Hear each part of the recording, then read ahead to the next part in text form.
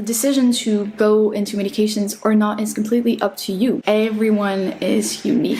Hey everyone, my name is Candice. Welcome back on my channel. I'm here to help anyone who has ADHD understand and manage their brain. If you've been on this channel before and you've watched my videos, you might have noticed a little change of background. I'm in my new apartment and I'm filming this today to bring you a video about ADHD medications. It's been a while. I've been struggling to write. I guess I've been struggling more about the perfection of the video. I was trying to research until it was perfect so I could film it for you guys. And I realized I'm never gonna reach this perfection, so might as well film it now since it's been like 3 months, I think. So yeah, today we're going to be talking about ADHD medications. I've had a lot of questions about this in the comments, so I wanted to answer those who are wondering what kind of journey I went through with ADHD medications, how they work, what are they basically, and maybe what are my thoughts on them. I want to start this video by saying that I am not a professional, I am not a doctor, and anything that will be said in this video is just to be taken as recreational content rather than educational or informative content per se. I really wanted to make this video because I know how medications are kind of a taboo subject. I want to be vulnerable and open up to you guys about this in my own life because I don't want it to be a taboo for anyone else who's going through ADHD, who has ADHD, and who wants some information about this. So everything I'm saying in here you can find online, but I just wanted to make a condensed version on video, explain to you the basics of medications. So without further ado, let's get into this video. What is ADHD medication? And the purpose of making this video quite short so all you ADHD people can watch it in one go, I'm gonna go through 4 key facts about ADHD medications. First fact, ADHD medications are not meant to cure ADHD. They're just here to reduce ADHD symptoms. Symptoms of ADHD, which I have right in front of me. Symptoms of ADHD are symptoms of intention and symptoms of hyperactivity, impulsivity. Some of them include making careless mistake or lack attention to detail, difficulty sustaining attention, experiences feelings of restlessness, exhibits poor organization, fails to follow through on tasks and instructions. And that's only, maybe I said like 5 or 6 of them, and there are 12 in total, just to show you that those are the symptoms of ADHD, and ADHD medications are supposed to lessen those symptoms. So that was the first fact. They do not cure, they reduce symptoms. The second fact is that you have 2 kinds of ADHD medications. The first one is the stimulant medication. In this category, you have 2 broad kinds of ADHD medication, one being the amphetamine derivatives or amphetamine-based agents, and the other one being the methylphenidate-based agents. So, amphetamines include drugs that are marketed under the name of Adderall, Iveco, and Dinovol, Dexedrine, and Vyvanse, for example. And then for the methylphenidate-based agents, you have Ritalin, Concerta, and then in France for me, Medikinet and Quasim. So just to give you a rough idea of what's contained in those drugs if you've heard the name and if you've maybe been prescribed one by your doctor. Those are usually prescribed as first-line treatment because they work on approximately 70% of adults and 70 to 80% of children. And then when those don't work, doctors can go on to prescribe the non-stimulant drugs. So those will take longer to act. They're found to be less effective in general, but they can work on some people who don't really respond or don't respond at all to stimulants. For the non-stimulants, you have 3 molecules, the atomoxetine, clonidine, and guanfacine, or guanfacine, I don't know how to pronounce it. If you know about Strattera, which is a non-stimulant, this is based on the compound of atomoxetine, for example. And those non-stimulants work slightly differently in the brain, but basically they are generally considered as the second-line treatment for ADHD. That was the second fact. Non-stimulants and stimulants are the 2 kinds of ADHD medications. Another fact to know about ADHD medications is that in the family of stimulants, you have 2 kinds of stimulants. You have the long-release ones and the short-release ones. Basically, long-release means that the medication is going to stay longer in your body and have an effect that lasts longer. It can go from 6 or 8 hours to 12 or 14 hours for some of them. The short-release ones are ones that go up in concentration in your blood blood quite fast and reduce their concentration in the blood quite fast also. And so they last usually from 2 to 4 hours approximately. And so those are the short release ones. So you have the long release one and the short release ones. Another fact about ADHD is that up to 30% of adults don't respond to stimulant drugs. Why is that? Because we still don't know enough about the ADHD brain to understand exactly what causes the differences in our brains. We know basically that there are some differences in neurotransmitters and how the brain communicates, but obviously we're lacking some information, because if we all work the same way, we should all be affected equally by those ADHD medications. So if you're one of those people, your doctor will probably reconduct you towards second-line treatment or non-medication treatment. That's just how it is today, and research is still going on about ADHD and how the ADHD brain works. Is there several subclasses or subcategories of ADHD brains? We still don't know this, and this is currently being uncovered, which is, I think, really exciting. But it can suck if you're in those 30%, which I wasn't sure I was in or not, and I'll talk to you about it in the next few parts of this video. So what a lot of us don't know about ADHD is how it actually affects our brain. And what's really interesting about understanding how our brain works with ADHD is that we can understand how ADHD meds affect this brain and affect the communications within the brain. Basically, in your brain, you have several regions to start with, and all those regions contain neurons. Those neurons are connected to each other. So if you say that's one neuron and that's the other neuron, they're connected to each other through a synapse, which is a small hole through which neurotransmitters, which transmit signal from one neuron to the next, this is the hole through which they pass. They're released from the sending neuron and they're received by the receiving neuron. In ADHD, those neurons who carry dopamine and norepinephrine have a few things that differ from normal brains. So usually the signal goes like this. The neurotransmitters are released, and then there are insufficient numbers for a sufficient time to be taken up by the receiving neurons. Therefore, the communication is okay. The signal passes in the correct manner. When you have ADHD, three things can happen. Either the sending neuron does not release enough neurotransmitters, or the neurotransmitters may have trouble activating the receptors that are on the receiving neurons, or the sending neuron may take up those neurotransmitters that are in the synapse too fast, and therefore leaving not enough concentration of those neurotransmitters in the synapse to trigger the appropriate response in the receiving neurons. Basically, that's the three things that can happen, and it all means that in ADHD we have actually a deficiency of those neurotransmitters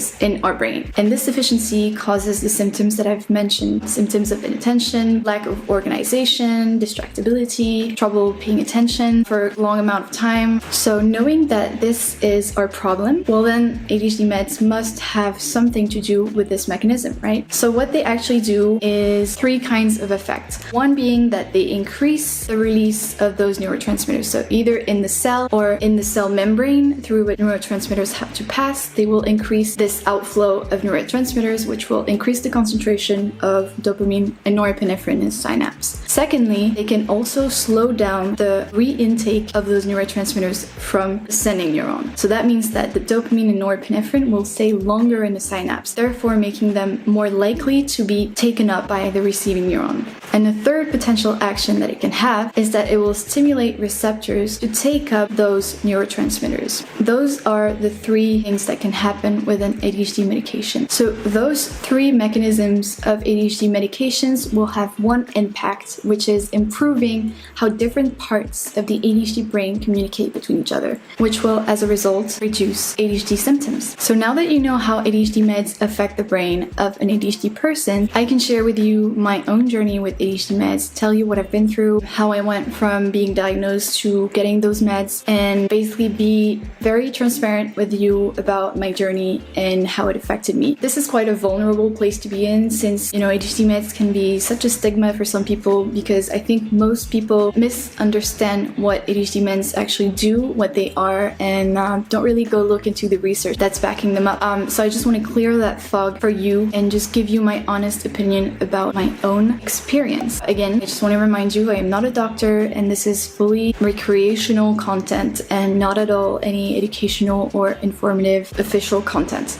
So yeah, with that being said, I can start. First of all, I also want to remind you that it's your choice. So whether you're diagnosed already or you're thinking about getting diagnosed, the doctor is never gonna force you to take those drugs or push you towards taking those. If they do, then I would suggest you change doctors and see someone who's more open-minded, because no one should force you to do anything in regards to your health. And I'm talking about 18 plus people here. Of course, if you're a minor, maybe your parents can have their own opinion and they will probably affect the course of your treatments. But if you're an adult like I am, then it's completely up to you what to do with your body. Of course, you're gonna have interactions with your doctor, and it's very important that they carefully monitor your treatment and that they advise you in the right way. But in the end, the decision to go into medications or not is completely up to you. You have all the information out there to make a sensible decision. This can be quite hard, especially given that people around us might not be very well informed about those drugs and might form judgment regarding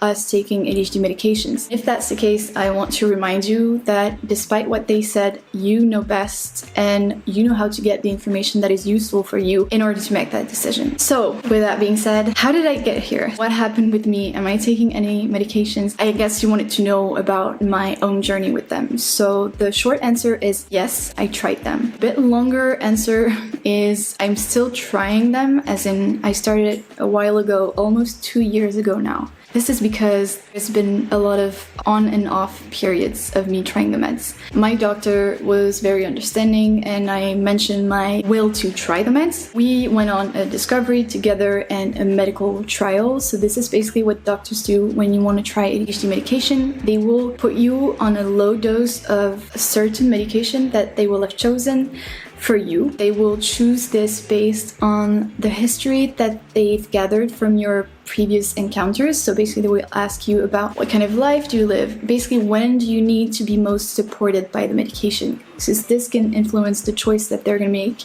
It can influence whether they're gonna go for stimulants or non-stimulants first. It can influence whether they're gonna pick long release or short release. Depending on this, they're gonna pick, something with you and talk you through this. So I got started on a stimulant long release because I wanted to have an effect during the whole day. I basically tried all of them, all the stimulants that are available in France. And basically in France, we only have methylphenidate based agents. Ritalin, Concerta, Medicanet, Quasim. It was very spaced out and we did it the right way, which I found out, later by looking up how it usually happens with ADHD medication. How does one, try and stay on a drug or another one? So this medical trial is basically choosing a drug, putting you on a low dose of this drug, and then taking it for a few days, up to 7 days, monitoring your progress or any effects that come with the drug. If the effects are not enough, you want to up the dose a little bit, and then you repeat the same cycle. If you still don't see any reduction of the symptoms, or you want to see if you can get more of those reductions, then you will talk to your doctor about it. You have frequent checkups with them and they will tell you, okay, maybe we can up the dose. And then usually you stop taking one if the side effects are way too strong. And this can happen even at a very low dose or at a higher dose. Everyone is unique. And that is very important to know with ADHD medications. No one responds the same way. So someone who's very tall and heavy might take a very low dose, while someone very small and tiny might take a very high dose. There's no relation between the dose and your height or your weight. But yeah, basically I went through that, trial for a long time because I tried one, side effects were quite heavy. Side effects can include appetite loss, sleep disturbances, headaches, digestive problems, irritability, which is quite counterintuitive, but it can. I got a lot of those side effects when I was on Ritalin, especially the loss of appetite. And so that was quite disturbing for me. So I switched, and then I still had quite a lot of side effects. So I switched again. And when I say I switched,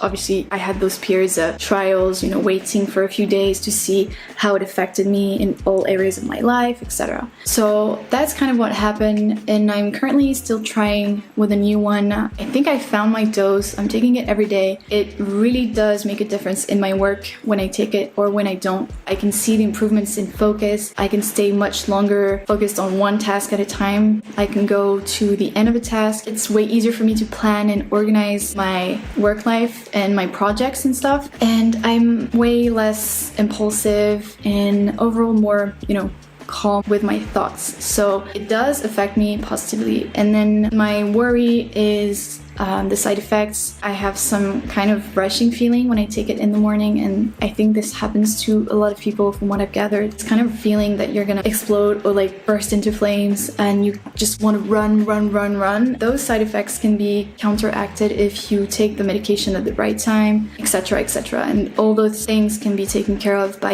your doctor in your checkups and in the monitoring. Overall, I'm still trying and I'm seeing that it works, so I might keep going on this one. See whether it really changes things. This is basically my journey with meds, but I feel like it's good to give you some strategies ahead if you're going through this on your own, and of course you're followed up by a doctor and you're having frequent I'm really struggling with that word, frequent checkups with your doctor. Monitoring is a big thing, and it's really important to know whether a drug works or not and whether this dose is right for you or not. Initially, my doctor didn't give me any advice on how to do this, so I had to come up with my own way of doing it, and I created a board on Notion. It's kind of like a database, like a daily log, where I would record how I felt during the day. I would rate my anxiety from 1 to 5 because I noticed I was getting sometimes like very anxious with the meds, and I noticed that when I was already anxious in the morning, if I took the meds, with some of them, it just increased anxiety. So I wanted to monitor this. I wanted to monitor my focus also from 1 to 5 and just comments on my sleep, comments on my side effects. And this was very useful when I came back to those notes for the video. Actually, I could see, with this one, I noticed I had more of, digestion problem. With this one, it was loss of appetite. This one made me very anxious. And it's not just this drug, it's this drug plus this dose. It's a lot of information to carry around in your head and to remember, so you need to have it in one spot in order to make critical decisions with your doctor. So that was really helpful for me. My final word would be, it can be a long and weird journey to try ADHD medications, especially if you don't know anyone around you who has a similar experience with ADHD diagnosis and their ADHD journey. You can feel quite alone and you don't really know what you're doing. You try to look for information online and sometimes there's nothing that really, resonates with you. So my hope is that this video resonates with you if you're in the same position as I am, or maybe if you're just thinking about it in the future, maybe thinking about getting a diagnosis. This might help you navigate the journey that is ADHD medications. Thank you so much for watching this video. I hope I didn't lose you in my train of thoughts, which might have gone a bit like this. I hope it helped. Maybe you can share it with, a friend, a parent, anyone in your circle who might need this. That was my hope for this video, just to be really transparent, vulnerable with you. I really hope this was the best format to give you this information. So again, thank you so much, and I'll see you in the next one. Bye!